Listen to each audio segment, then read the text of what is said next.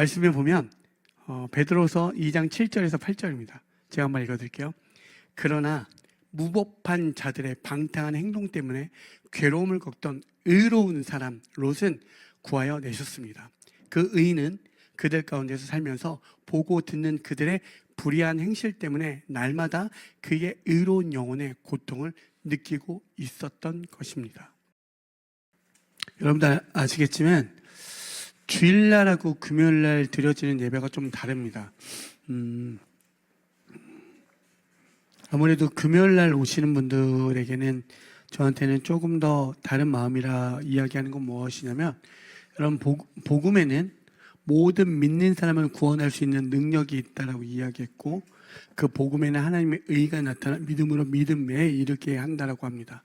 그래서 의인은 의인이라 이야기하고 의인은 믿음으로 말미암아 산다라고 이야기합니다.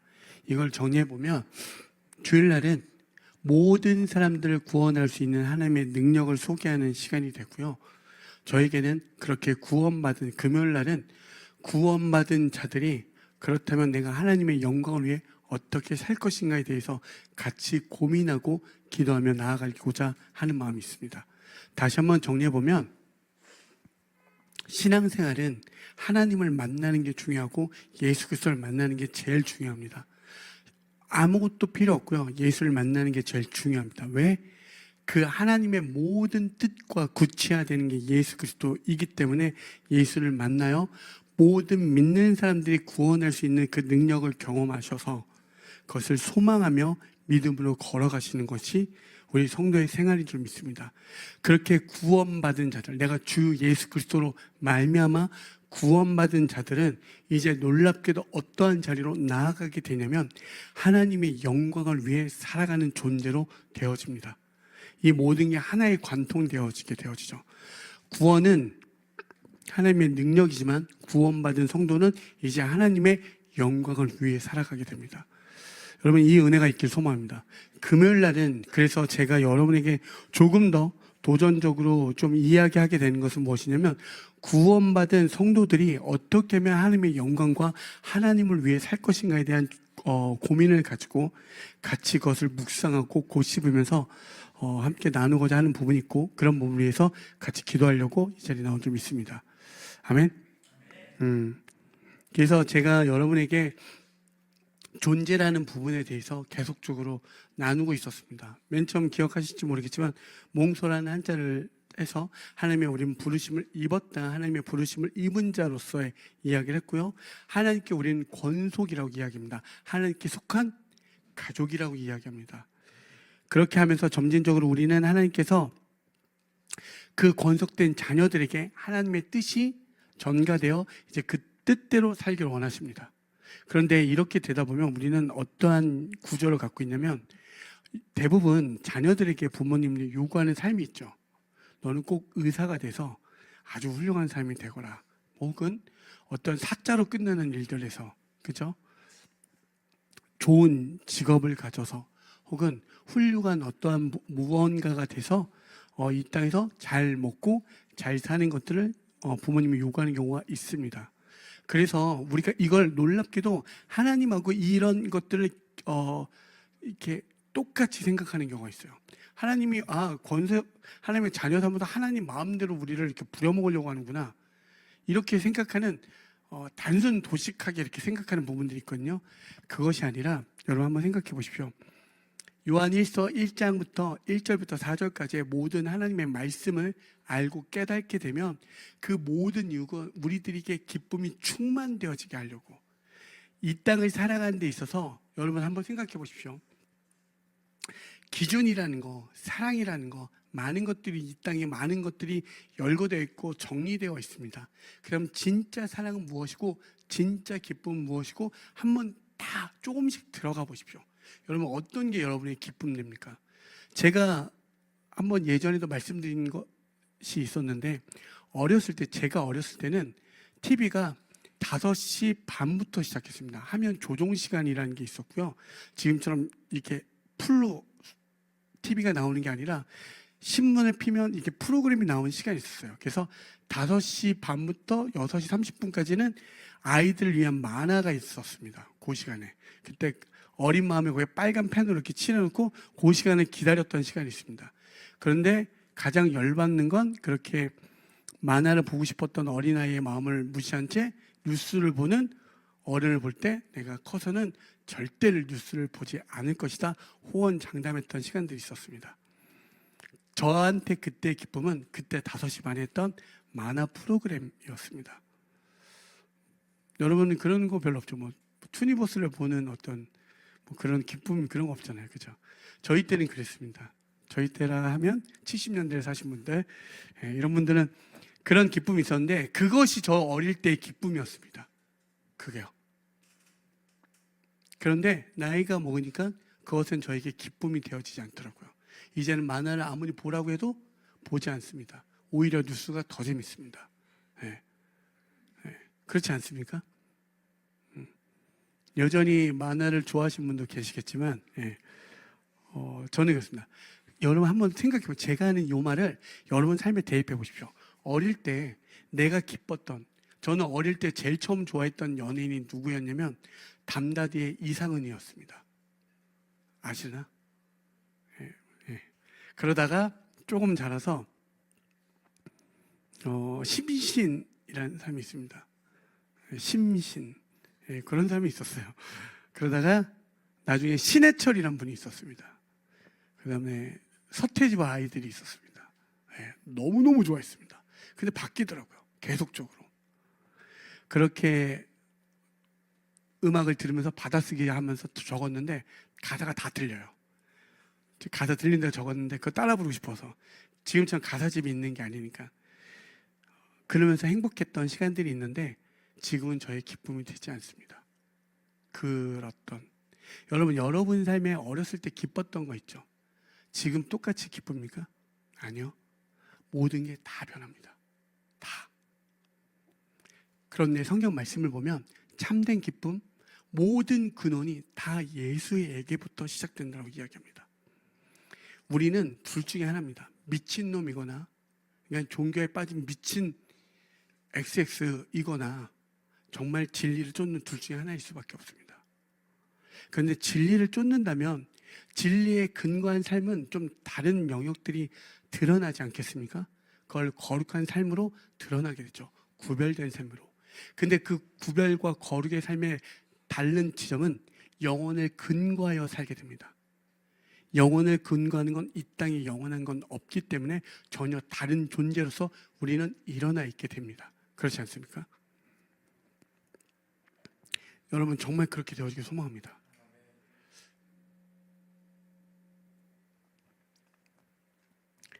여전히 믿지 않는 분들이 많이 계십니다. 믿지 않는 영혼들, 여러분 가족들이 계시죠? 친구들이 계시죠? 많은 관계 속에 계시죠? 여러분 영혼을 믿는다면 진짜 생명은 하나님께 속했다고 하면 여러분 그분들은 생명이 없는 존재로 살아가고 결국에는 하나님 없는 그 자리로 떨어지게 됩니다. 여러분 안에 그 울부짖음과 애통함과 그들 향한 긍휼의 마음이 있습니까? 이건 그냥 던지는 게 아니라 한 번쯤은 정말 생각해 보십시오. 나만 생각하는 신앙인은 절대 신앙인이 될 수 없습니다. 나만 생각하는 기독교인은 절대 있을 수 없습니다. 나밖에 모르는 성도는 절대 있을 수 없고요. 나밖에 모르는 교회는 절대 있을 수 없습니다. 모든 하나님을 사랑하는 모든 자들은 반드시 이웃을 사랑하는 그 자리로 들어갈 수밖에 없습니다. 이 은혜가 여러분 잊지 않았으면 좋겠습니다. 여러분 이렇게 예배하고 우리가 기뻐하고 주님을 찬송하고 찬양했습니다. 맞죠? 그 생명이 거기서부터 왔기 때문에 하나님의 영광, 우리 권세 예수 외치며 비추소서 주님의 빛을. 거기에 생명이 있으니까. 그렇죠? 비춤을 받은 우리들은 이제 어딜 향해 나갑니까? 세상 속으로 들어가야 됩니다. 이것이 오늘 금요일 날 만나는 우리 성도들이 꼭 이해해야 하고 인지해서 나아가야 할 지점인 줄 믿습니다. 아멘. 그런 지점에서 제가 오늘 특별히 한 사람을 소개하려고 합니다. 여러분 아는 사람들 중에 성경에 아브라함의 조카 롯을 알고 계시죠? 롯 들어본 적 있죠? 별로 안 친합니죠?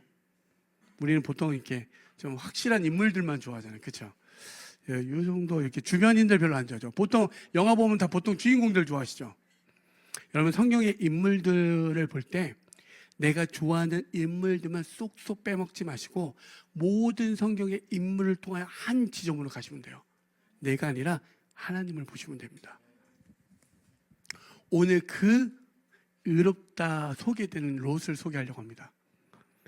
말씀에 보면 베드로서 2장 7절에서 8절입니다. 제가 한번 읽어드릴게요. 그러나 무법한 자들의 방탕한 행동 때문에 괴로움을 겪던 의로운 사람 롯은 구하여 내셨습니다. 그 의인은 그들 가운데서 살면서 보고 듣는 그들의 불의한 행실 때문에 날마다 그의 의로운 영혼의 고통을 느끼고 있었던 것입니다. 베드로서에 보면 이 롯을 어떻게 표현하죠? 의인이라고 소개합니다. 의인. 근데 그 의인이 왜 의인이냐라고 8절에 보면 그들의 불의한 행실들을 보고 그 영혼은 고통을 느꼈대요. 그러니까 이 하나님 없는 행동들을 보고 너무 고통스럽다는 거예요. 너무 마음이 아픈 거예요. 여러분 그런 거 있죠? 내가 하나님께 속해 있을 때 세상의 거짓과 막 탐욕과 막 이런 것들을 막 볼 때 어떻습니까? 괴로울 때 있죠. 아니, 그러니까 좀 더 쉽게 얘기하면 여러분 막 화날 때 있지 않습니까? 내가 화내고 싶지 않은데 난 왜 이렇게 화가 나 있지? 막 이럴 때 있죠. 이거는 성도인 자들만 알아먹습니다. 듣는 자는 알아요. 이건 경험한 사람만 알아요. 이거는 하나님을 경험하지 못하는 절대 이해 못합니다. 그래서 내가 성격이 이렇게 예수 믿고 이렇게 성격이 이렇게 왔다 갔다 하지? 이럴 때 여러분 이게 무엇이냐면 세상에 하나님 없는 것, 하나님의 없음을 보게 되면 우리에게 말할 수 없는 거룩한 분노라는 것들이 일어납니다. 도대체 왜 이럴까? 이 말할 수 없는 그런 거 있으시죠? 나만 그래? 여러분 성도에게 발견되는 지점이에요. 그런데 지금 그렇다 이야기할 수 있어요. 그런데 모든 건 자꾸 알아가 보면 여러분 롯은 창세기 19장에 보면 과연 의롭다 할 수 있습니까? 창세기를 한 번이라도 읽어보면 롯이라는 영역들이 나옵니다. 롯에 대해서 소개되어집니다.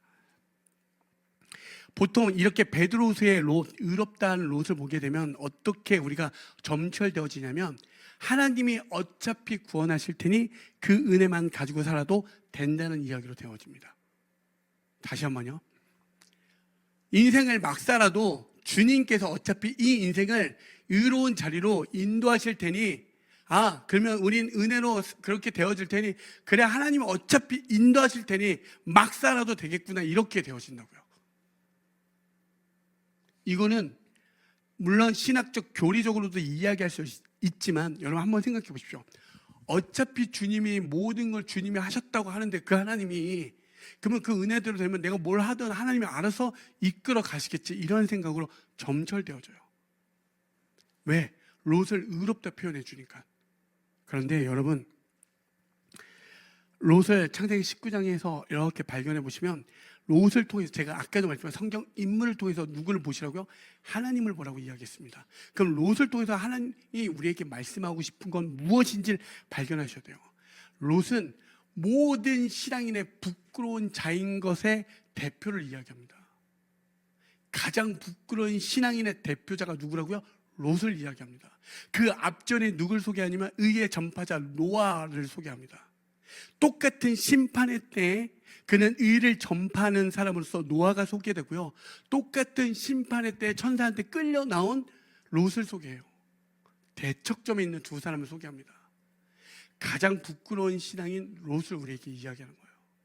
물론 모든 것이 주의 은혜로 이끌고 가니까 그것이 은혜이죠. 그런데 조금 더 들어가 보십시다. 롯을 통해서 우리가 발견할 세 가지가 무엇이냐면 여러분 롯은요 아브라함과 부가 많아져서 이제 더 이상 같이 살 수 없는 상황에 놓였습니다. 그때 우리가 흔히 말하는 소돔과 고모라 저 땅, 저 멸망의 땅을 보고 어떻게 이야기하죠? 저 땅이 꼭 하나님의 나라와 같다라고 표현을 합니다. 세상의 힘과 쾌락을 추구하다가 멸망의 위기를 처하는 롯의 모습을 보게 됩니다. 그럼 거기에서 우리에게 무엇을 이야기하는 겁니까? 성도에게 롯을 통해서 한번 생각해 보죠. 성도는 반드시 세상 속에서 살아가지만 세상의 구조 원리로 살아가는 것이 아니라 하나님의 뜻대로 살아가는 자임을 기억하라고 이야기하는 거예요. 제가 여러분에게 왜 이 말씀을 드리냐면 정말 너무 화려해 보이고 모든 것들이 다 맞춰져 있습니다. 다 우리를 반기는 것 같아요. 반드시요, 성도는 롯을 통해서 발견해야 되는 건 세상 속에 살지만 세상의 원리가 아니라 하나님의 원리 뜻대로 살아가야 되는 것을 롯을 통해서 이야기하고 있습니다. 그런데 중요한 지점은 세상 안에서 그렇게 이야기해요. 두 번째로 무엇을 이야기합니까? 롯은요, 믿음의 공동체인 아브라함을 떠났습니다. 여러분 그런 거 있죠. 나는 믿음이 충만해서 저 세상 속에 들어서 난 믿음으로 승리할 수 있을 거야. 그런 말 하시죠. 내가 저 안 믿는 친구들 내가 변화시킬 거야. 그런 마음들 있지 않으셨습니까? 막 마음이 뜨거워질 때 꼭 그러다가 같이 넘어지죠. 예. 내가 변화시키려고 하다가 변화된 날 보죠. 예. 여러분 정말 중요한 부분인데 성도는요, 교회 안에서 서로 양육하며 섬기면서 자라야 됩니다. 이건 구체적으로 나중에 말씀을 통해서 이야기하겠지만, 교회 공동체는요, 제가 이야기하지만 여러분 절대 오해하지 마십시오. 교회 공동체는요, 사랑 많은 자들이 모인 곳이 아닙니다. 어떻게? 예수의 사랑이 필요한 자들이 모인 곳입니다. 이해되셨나요? 예수의 사랑이 필요한 자들이 모여서 서로 부딪히고 깨지고 기준이 없잖아요. 난무합니다. 여긴 기준이 없어요. 위가 있으면 아래도 있고요, 좌가 있으면 우도 있습니다. 그렇죠? 이 기준 없는 이 혼돈된 세상에서 예수로 기준되어져 가는 게 교회 공동체입니다. 그걸 발견하는 거예요. 모든 사람한테 그걸 기대하는 게 아니라 내가 예수를 발견한 사람들이 그 기준이 되어져서 점진적으로 우리는 그렇게 성숙한 교회 공동체로 되어져 가는 거예요. 반드시 당신은 사랑받기에 태어난 사람이라고 우리가 고백하지만 제 기준에선 이 찬양보다는 당신은 사랑 주기 위해 태어난 사람이 맞습니다. 사랑을 받은 자들이 사랑을 주기 위해서 모인 곳이 교회이어야 됩니다. 그게 교회 공동체예요. 롯이 그 땅이 하나님 땅 같아서 그렇게 했지만 그는 멸망을 마주할 수밖에 없습니다. 여러분 우리의 신앙이 대단할 것 같죠? 성경에 보면 절대 스스로 세상의 권세를 이길 수 없다라고 이야기합니다. 우리가 서로 다충우돌되고 부딪히고 깨지지만 이 안에서 같이 예수 안에서 함께 양육하고 치리하고 이 모든 것을 섬겨가면서 성숙하고 나아갈 수 있다는 거예요. 그래서 스스로 세워질 수 있다라고 성경은 이야기합니다. 마지막으로 무엇을 이야기하냐면 롯이 결국에는 하나님의 심판을 피해서 산으로 가라고 명령해 줍니다. 갑니까? 결국엔 심판이 그 땅에 임해요. 소돔과 고모라. 그쵸?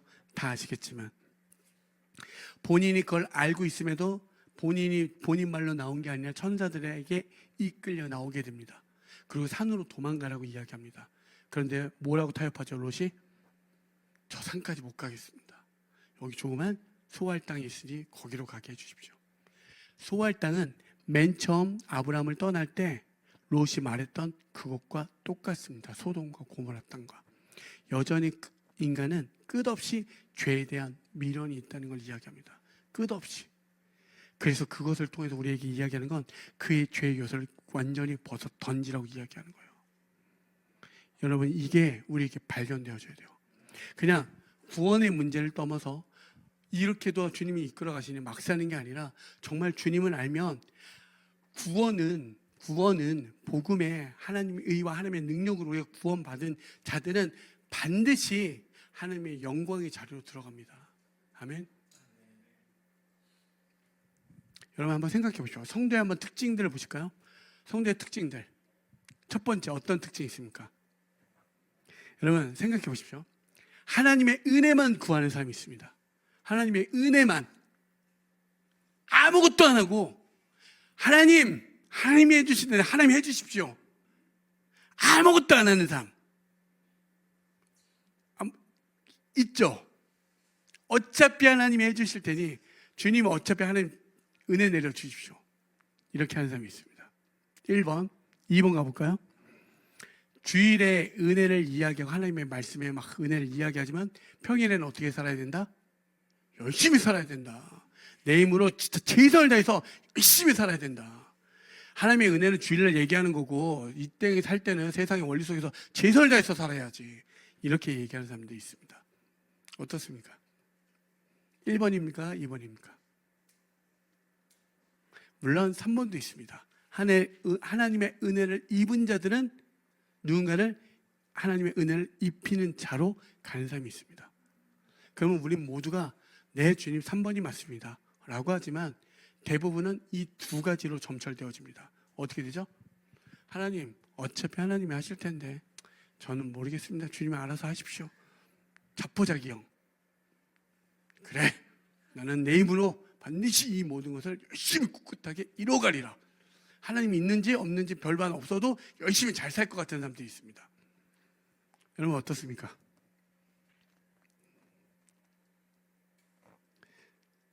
제가 왜 이런 얘기를 하냐면 지금 베드로후서 2장은 누굴 이야기하냐면 교회 안에 들어온 거짓 교사에 대해서 이야기하는 거예요.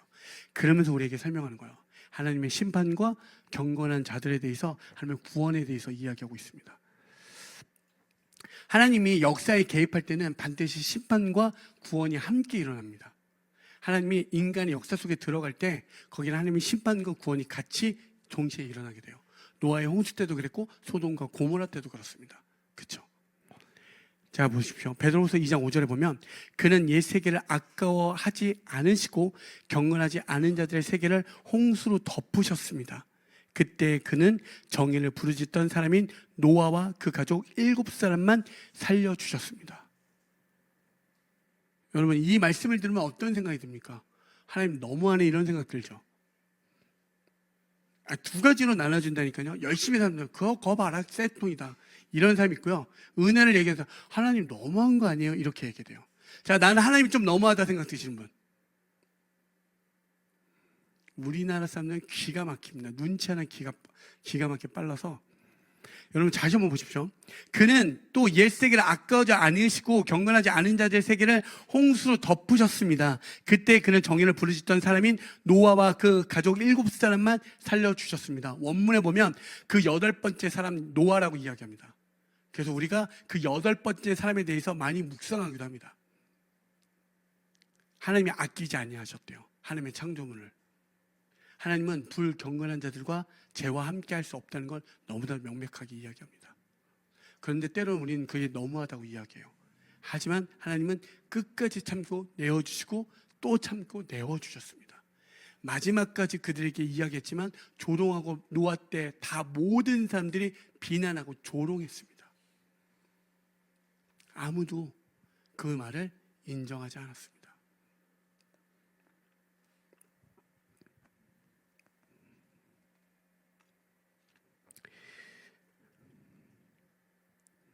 여러분, 계속적으로 제가 여러분에게 정말 진심으로 이야기하는 건 주일날 우리가 이야기할 때, 복음에 대해서 이야기할 때 그 복음의 참된 능력들을 이야기하지만 여기에 계신 분들은 주님의 은혜로 구원받은 자인 줄 믿습니다.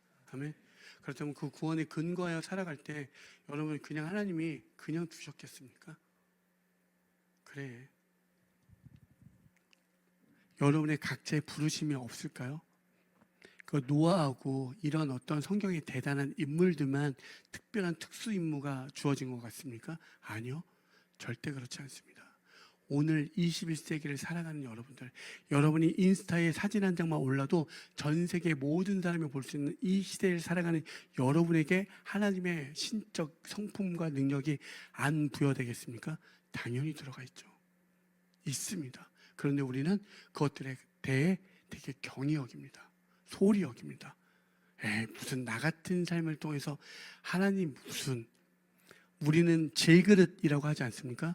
우리는 보배를 담은 질그릇이라고 해요. 그 보배는 누굴 뜻하죠? 이퀄 예수 그리스도. 예수 그리스도를 담은 질그릇이라고 이야기해요. 여러분 안에 놀랍게 하나님의 뜻과 계획이 있다라고 이야기해요. 로마서 11장 29절 뭐라고 이야기합니까? 하나님의 부르심에는 후회가 없습니다. 여러분, 그냥인 존재가 아니라고요.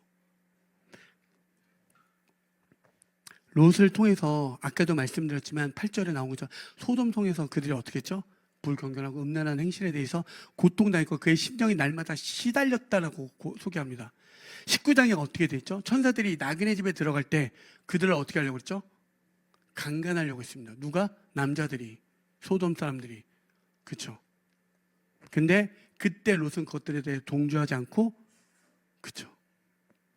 오히려 그들과 함께 핍박을 받았습니다. 그런데 여기서 큰 대척점은 뭐냐면 하나님의 그 불경건한 세상 속에서 하나님의 의와 심판을 노아는 전했지만 롯은 어떻게 했죠? 전하지 못했습니다. 혼자 소극적으로 저항했을 뿐만 그 수준에 머물러 있었다는 사실입니다. 여러분, 하나님의 의라는 거 있죠. 옳음. 그거는 하나님과 나와의 관계에서 나오는 올바른 반응입니다. 그러니까 하나님과 나와에서 어떻게 성실하게 완벽하게 수행해내는 것이 하나님의 의라고 이야기할 수 있습니다. 하나님의 의는 우리를 살리려고 그 아들 예수 그리스도까지 십자가에 완벽하게 수행하셨잖아요.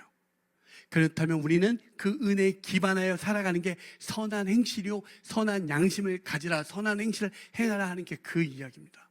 그 하나님의 완벽한 그 수행하심과 그것에 기반하여, 그것에 근거하여 살아가라고. 그게 하나님의 의가 내 안에 나타나는 거예요. 그래서 의에 줄이고 몸빠는 자들이라고 이야기하지 않습니까? 성경에 있는 팔복을 한번 쭉 열고 해서 보십시오. 나중에 마지막에 뭐라고 하죠? 의를 위하여 핍박받는 그 자리까지 갈 수 있는 거. 그게 성도라고 이야기하는 거예요. 여러분에게 대단한 막 고통으로 어려움으로 몰고 가는 게 아니라 여러분 안에 그 참된 의로 향해 나아가시라고 이야기하는 거예요. 롯을 통해서 너희들 그렇게 구원의 문제에만 머물러 있는 게 아니라 적극적으로 하나님의 의와 그 심판과 하나님의 구원에 대해서 이 땅 가운데 전파하는 자라가 되라고 이야기해요. 그들이 여러분의 각자 있는 달란트를 가지고, 여러분 반드시요 내가 구원받았으니까 된 거라는 그런 값싼 태도는 우리에게 없어야 됩니다. 반드시. 모든 성경은 똑같이 이야기합니다. 건짐을 받은 이유는 회복을 위한 것이고 회복을 받았다는 건 하나님 나라의 제사장이 되라고 이야기하는 겁니다. 그러면 지금 제가 했던 이 질문 한번 우리에게 적용해 보십시오. 너무 많지 않습니까? 어차피 하나님 뜻대로 하실 거 아닙니까? 불만 섞인 노조로 어차피 하나님은 그렇게 하실 텐데 그냥 체념하는 신앙은 없습니까? 에휴, 뭐 내가 해봤자 하나님은 어차피 끌고 가실 텐데 마음대로 하세요. 네, 이런 신앙들. 비꼬는 게 아니라 우리 안에 그렇게 수도 없이 되어지는 신앙들이 많더라고요. 근데 제가 여러분에게 조금은 도전적으로 말씀을 드리면 이건 진짜 하나님이 누구인지 모르는 상태고 내가 누구인지 모르는 상태입니다. 여러분들이 어떠한 상태인지 모르는 거고 진짜 하나님이 누구인지 모르기 때문에 할 수밖에 없는 우리가 아주 가벼운 그런 말이 되어지게 돼요. 여러분, 왜 하나님의 은혜가 값이 없는 줄 아십니까? 한번 생각해 봤습니까? 하나님의 은혜는 왜 값이 없을까? 이 땅의 어떠한 값어치로도 하나님의 은혜를 대체할 수 없으니까, 값을 매길 수 없으니까 값없이 주시는 거예요. 한 번이라도 생각해 보셨습니까? 왜 하나님의 은혜는 왜 이렇게 값없이 주실까? 다 받으니까 싫지 않습니까? 여러분, 모든 값어치는 희소성이에요. 근데 하나님의 은혜는, 구원은 다 주신대요. 얼마나 값어치가 없습니까? 그런데 진짜 하나님의 은혜가 이렇게 값없는 이유는 이 땅에 어떠한 걸로도 그 값어치를 대신할 수 없기 때문에 값없이 주신다는 사실입니다. 아멘. 여러분 한번 생각해 보십시오. 롯은 구원받았습니다. 그렇죠? 하나님의 은혜로 천사들 이끌마다 그는 구원을 받았습니다. 그런데 아까도 그 앞전에 노아가 소개됐죠. 그렇죠? 하나님의 그 의를 심판 때의 의를 전파했던 거. 그러면 롯 주변에 가장 접근에 있는 한 사람이 있습니다. 누굽니까? 아브라함. 여러분, 롯을 위한 의의 전파자가 있습니다. 누구요? 아브라함. 창세기 19장 29절입니다. 하나님은 들에 있는 성들을 멸하실 때 누구를 기억하셨다? 아브라함을 기억하셨다. 그래서 하나님은 롯이 살던 그 성들을 재앙으로 뒤엎으실 때 누구를? 롯을 그 재앙에서 건져주신 것이다. 아멘. 그 땅이 멸망할 그 땅에, 그 어려운 땅에 롯이 건짐을 받았던 건 누구의 기도? 아브라함의 기도. 그의 기도가 있었다는 거예요. 노아를 통해서 의의 전파자가 된 것처럼 롯이 은혜를 받아서 하나님이 어차피 날 구원했겠지라고 생각했지만 아니요. 그 당시에도 그를 위한 의의 전파자가 있었고 중보 기도자가 있었다는 사실입니다.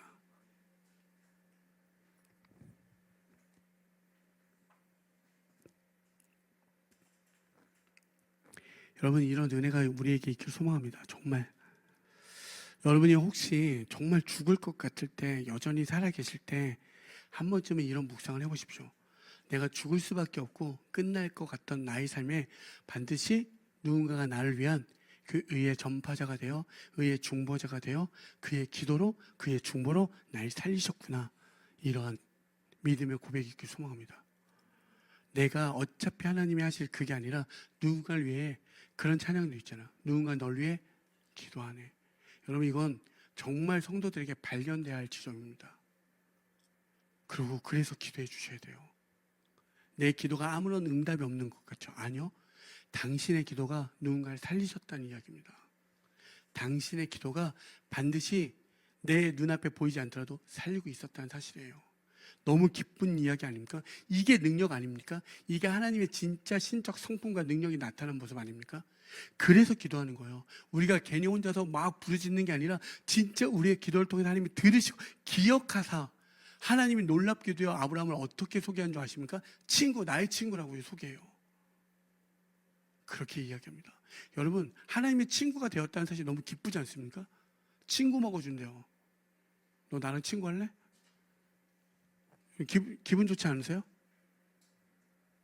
별로 안 좋은가? 여러분, 아브라함의 기도가 롯을 살렸다는 사실입니다. 여러분, 그래서 기도하는 거 아닙니까? 교회는 그냥 반드시 서로 위해서 중보하며 기도해 주셔야 돼요. 기도가 끝나면 절대 멈춰지면 안 됩니다. 기도하셔야 돼요. 다른 거 안 하셔도 됩니다.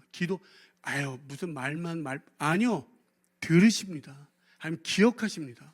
그리고 그걸 통해 그를 건져주십니다. 그 두 번째는요, 아까도 말씀드렸지만 성도는 홀로 신앙생활을 할 수 없다라고 이야기했습니다.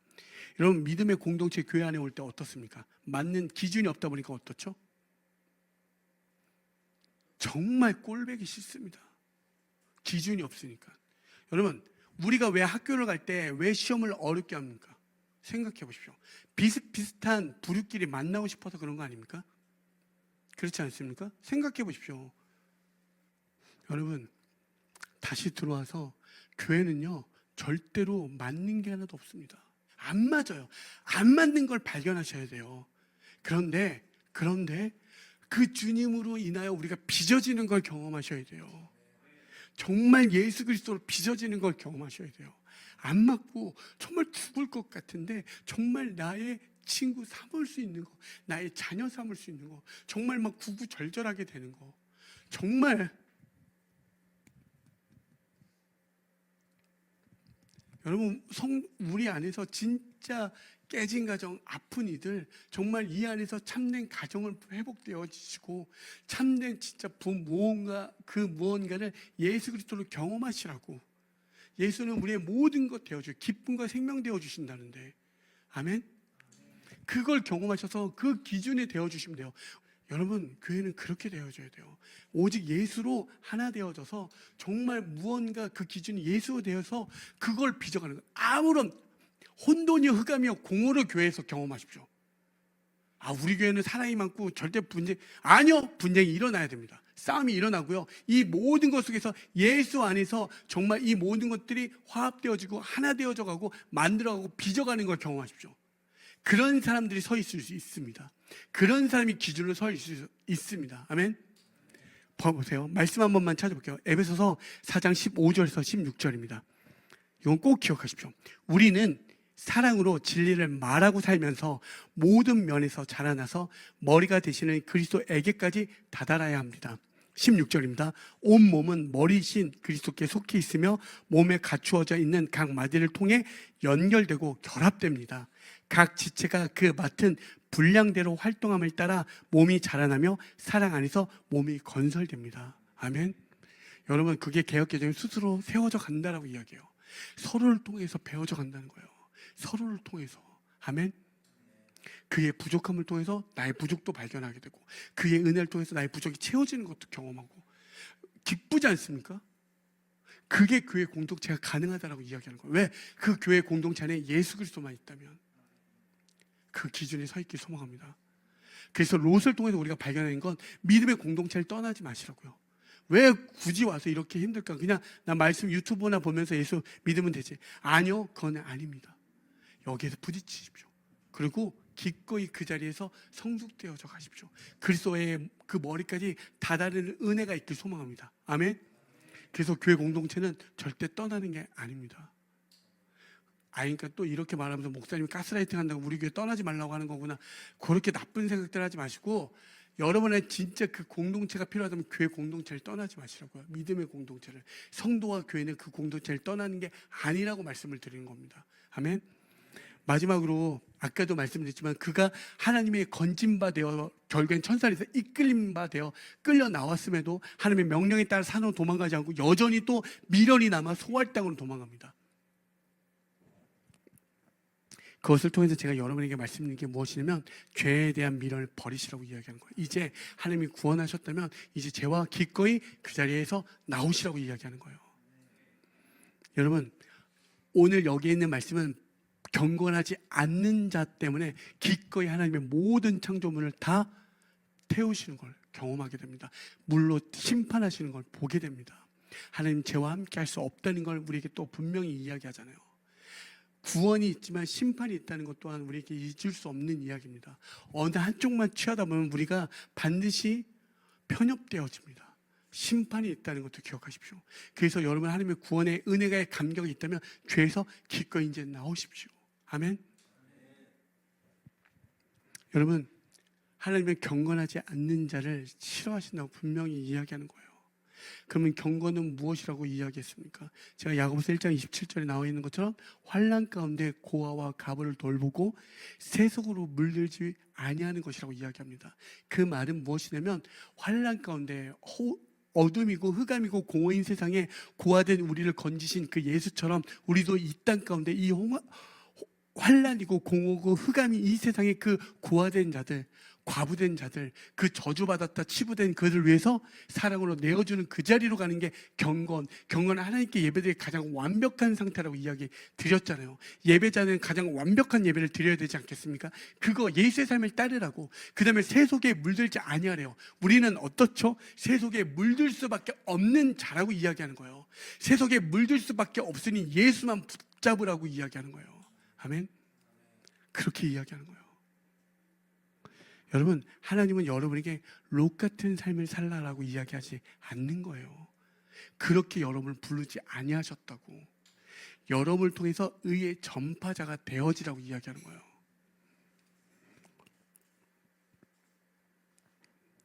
제가 단순히 행동하는 양심을 가져라 이런 게 아니에요. 믿음이 있다면 그 믿음의 근거한 우리의 사랑들이 드러날 수밖에 없습니다. 아멘. 정말 이 모든 것들이 회복되어진 우리 모든 진짜 교회가 되어지길 소망합니다. 교회는 이 건물도 아니고요, 우리 여기 있는 이게 아닙니다. 여러분 한 사람 한 사람, 저를 비롯하여 우리 한 사람 한 사람이 교회잖아요. 그 교회를 통해서 하나님의 뜻을 이루고 싶어 하신다는 거예요. 그 믿음의 구원의 방주를 세워 나아가시라고 이야기해요. 그 8번째 사람 노아가 되라고 이야기하는 거예요. 여러분의 있는 일터, 가정, 어디에서든 여러분 포기하지 마십시오. 무엇이 됐든 여러분에게 부르심이 있으면 그 자리에서 최선을 다할 때 기적이 일어나고요. 기적은 내가 하는 게 아니라 하나님이 하니까, 우리의 눈으로 볼 때 기적이지 하나님이 일 때는 하나님이 일하십니다. 그걸 날마다 경험하시길 소망합니다. 정말 여러분 기쁘지 않습니까? 막 누웠던 자들이 막 일어나면 아닌가?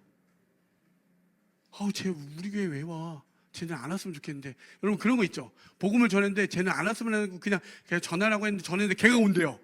어이씨 망했다. 쟤는 안 왔으면 좋겠는데. 이런 거 있죠?